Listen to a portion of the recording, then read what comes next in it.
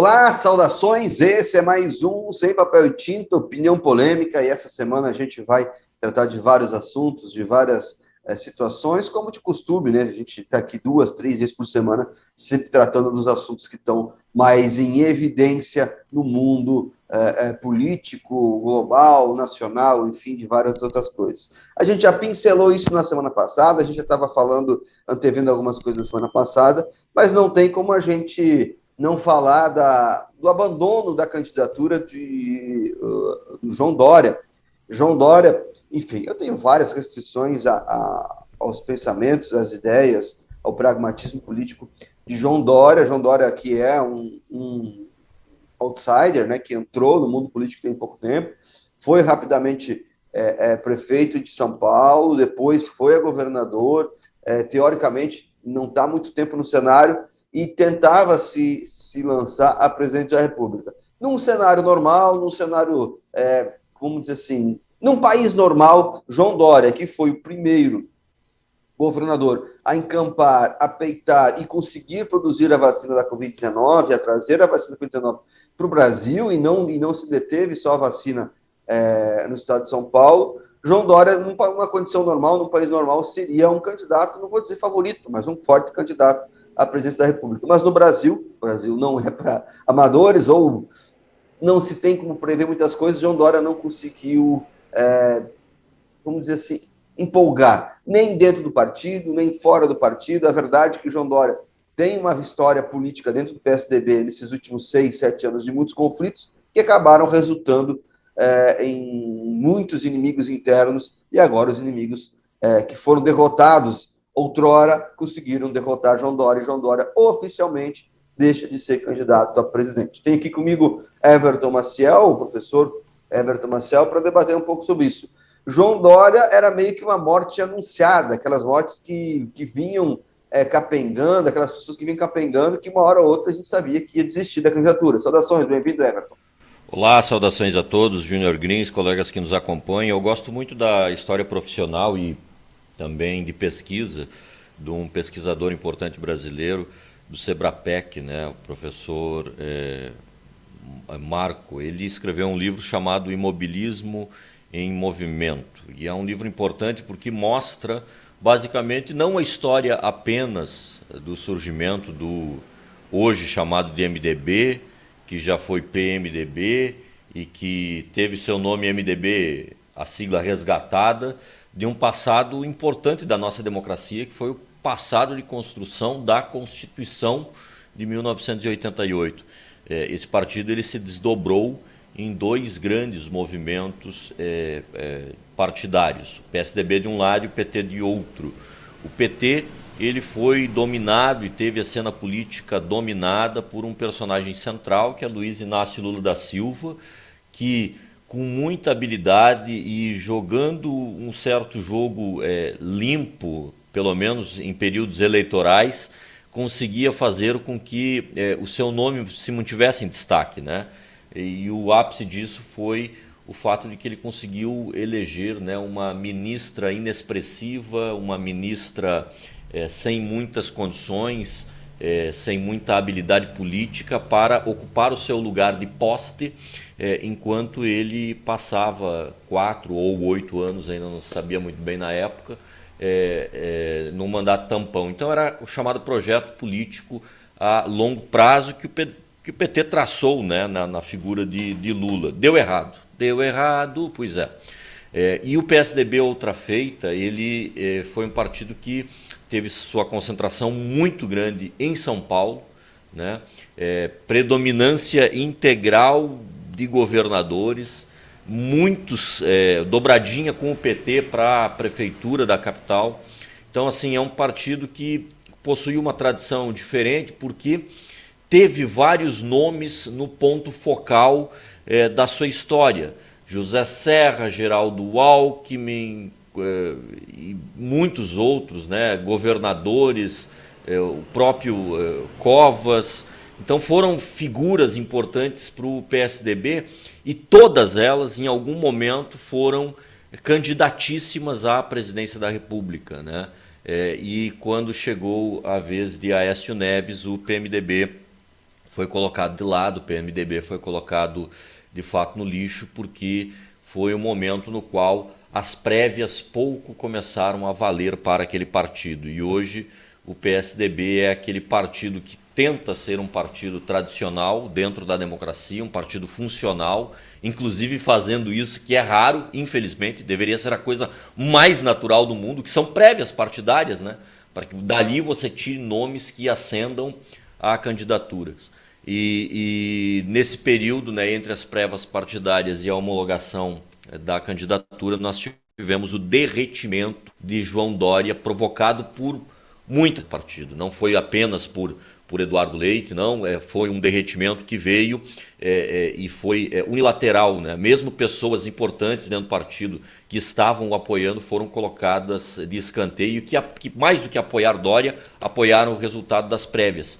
Então, infelizmente, muito mais do que uma perda para as eleições, é uma perda para a democracia brasileira, porque é o fim de uma era partidária que chegou com algum retardo e talvez seja o último partido brasileiro a manter, né, essa linha, essa característica de ser um partido muito comprometido com a democracia e muito plural, né, que trabalha em prefeituras, que trabalha em governos de estado, sempre concorrendo da forma mais humana e honesta possível.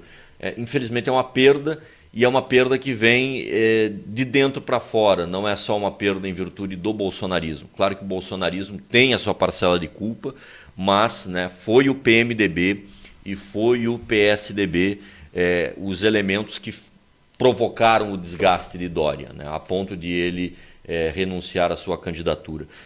E mais do que isso, a pergunta que vai acabar sendo colocada no ar é: quem serão os próximos nomes a serem queimados dentro dessa máquina de moer candidaturas que se tornou PMDB e PSDB? Próximo nome a gente sabe, é Simone Tebet, mas se ainda há outros nomes na fila, aí de fato não são nomes para essa eleição, infelizmente, né?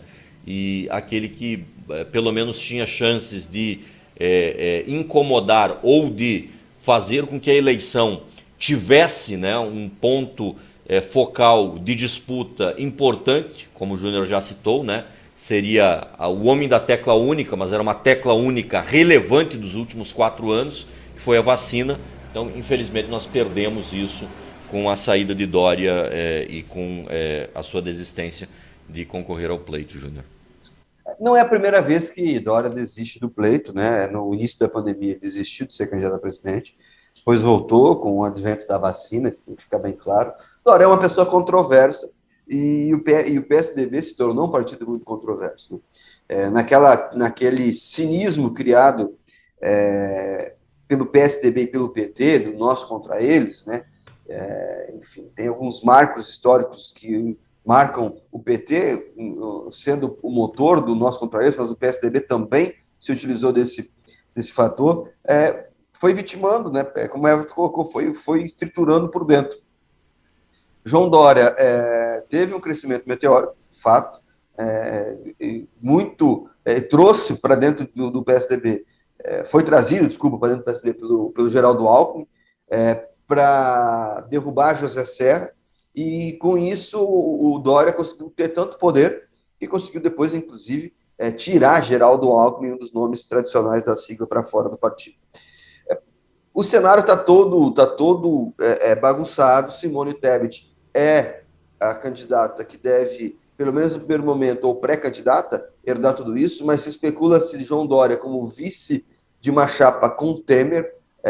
Temer, inclusive, foi uma das primeiras pessoas a falar sobre a desistência de João Dória. É uma coisa que é pouco impensável dentro de um PMDB fisiologista, né? Mas o fato é que a terceira via vai se desmanchando e vai ficando, por incrível que pareça, né? Quem se fortalece com isso é Jair Bolsonaro, Luiz Inácio Lula da Silva e também Ciro Gomes, porque Ciro Gomes parece que ele mesmo disse que não quer ser terceira via, nessa seara, fora de Lula e fora de Bolsonaro, a única candidatura que ainda consegue resistir a todos os ataques, e ataques muito duros da própria esquerda, do PT, ainda é Ciro Gomes. talvez Ciro Gomes esteja aí feliz, né? Porque se Simone Tebet não conseguir gerar uma candidatura, ele aos poucos vai pegar alguns minguados que vão sair de Lula e de Bolsonaro, porque o fisiologismo está todo preso, a gente já vê claramente todo o fisiologismo, tanto de esquerda como de direita, e aí é um retrato que o Everton sempre faz questão de colocar, e não dá para a gente fugir disso, não dá para se ter muita diferença entre Lula e Bolsonaro, de forma alguma, as diferenças deles não são pragmáticas, as diferenças deles são diferenças talvez de escalada ao poder. O PT tem um método bem claro de tomar o poder, o Bolsonaro quer ter outro método bem claro de tomar o poder. Mas a diferença pragmática dos dois praticamente não existe. E isso fica muito claro. Everton, eu queria que você comentasse um pouquinho também a troca da presidência da Petrobras. Vai sair os conselheiros, né? O conselho de gestão vai ser deposto, pelo menos 8 conselheiros vão ser depostos na sequência, e a tentativa do governo de, pelo menos, criar mecanismos para que não se tenha mais aumento de combustível, pelo menos daqui até as eleições. Como é que você está acompanhando isso? Pois é, Júnior, é um cenário lamentável esse que envolve a Petrobras. Apenas para fazer justiça, tá? Professor Marcos Nobre, no livro que eu havia citado, Imobilismo em Movimento antes. Mas a Petrobras ela foi saqueada várias vezes ao longo da nossa história, e a última tentativa de saque da Petrobras, veja só, não é para distribuição de cargos pensando numa eleição, numa reeleição para os próximos 4 anos. A última tentativa de saque da Petrobras é pensando numa Petrobras para o ano eleitoral. Na prática, esses novos integrantes do Conselho Diretor, eles estão estudando criar um intervalo de reajustes de preços que possa barrar reajustes de preços pelo menos até janeiro do ano que vem. Talvez seja a coisa mais economicamente canalha que eu já ouvi na minha vida, talvez seja a coisa mais safada que eu já tenha ouvido do ponto de vista econômico na minha vida. Mas é para isso que esses diretores foram lá colocados. A tentativa deles vai esbarrar em alguns percalços. O principal deles é o derretimento da Bolsa de Valores, né, e das ações da Petrobras, que vai, se uma coisa dessa ser aprovada, sangrar até o ano que vem. E o segundo elemento é que vai haver uma queda de arrecadação que vai comprometer o próximo orçamento, pelo fato, isso é uma contradição muito importante de ser ressaltada nas economias de mercado, né? O governo arrecada mais quando nós temos mais inflação. Isso é uma coisa lamentável, mas é uma contradição natural das economias capitalistas modernas. O governo arrecada mais porque nós temos mais inflação. Pagam-se mais impostos para a produção, pagam-se mais impostos para a comercialização, pagam-se mais impostos pelo uso dos serviços, e isso faz com que o governo tenha mais arrecadação.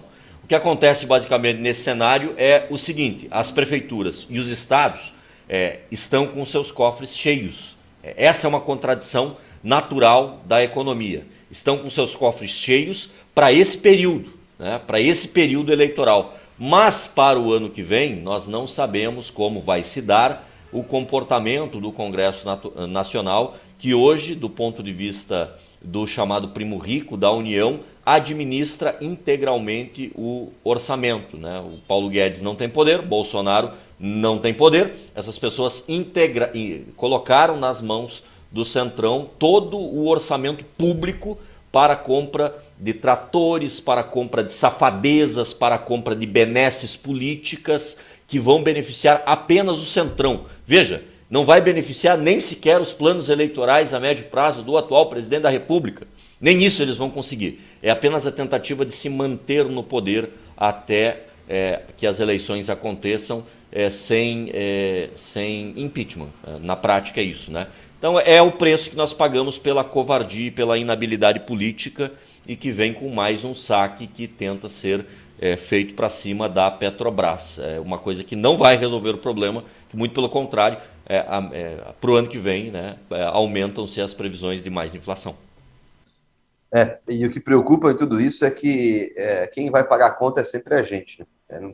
Não tem muita por onde fugir. Um ano eleitoral vai ser o caos na economia, bolsas se movimentando a qualquer pesquisa eleitoral que é feita, enfim, essas coisas que a gente já está acostumado. Everton, rapidamente, só despedir. É isso, eu me despeço aqui. Um grande abraço para vocês que nos acompanharam, né? Eu hoje pela manhã li e recomendo, né? Está na Folha de São Paulo um novo perfil da Sarah Winter. Então vão lá e leiam, né? Aquilo ali para mim é a ascensão e queda desse conservadorismo tacanha que surgiu no Brasil, né? Uma mulher de meia idade, casando de véu e grinalda, abandonada pelos pais, que foi feminista, que foi conservadora com camiseta do brasão do Império. Assim, é uma peça de esquizofrenia da nossa história. No final a gente acaba se reconhecendo mesmo naqueles livros do Nelson Rodrigues, né? O conservador que passeia de cuecas, é o que sobrou para a gente. Nós vamos terminar, se assim continuarmos, apenas como uma grande história de cornos traídos uns pelos outros. Obrigado, Everton. Obrigado a você que acompanhou o nosso Sem Papel e Tinta Opinião Polêmica. A gente se vê durante a semana em mais um programa. Um abraço, até mais. Fui!